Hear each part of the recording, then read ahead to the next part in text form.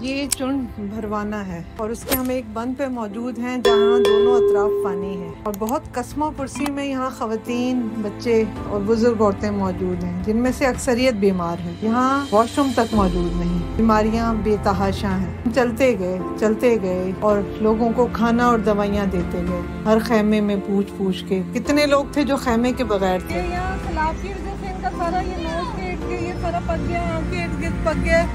बहुत परेशानी और कठिन हालात में है ये। इनको मेडिसिन की बहुत ज़रूरत है।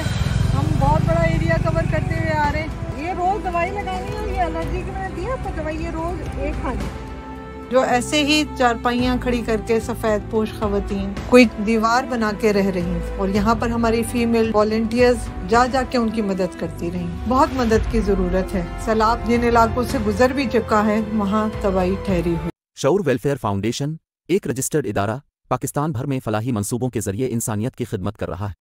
सदकात, ज़कात और अतियात के लिए डिस्क्रिप्शन में फॉर्म का लिंक मौजूद है।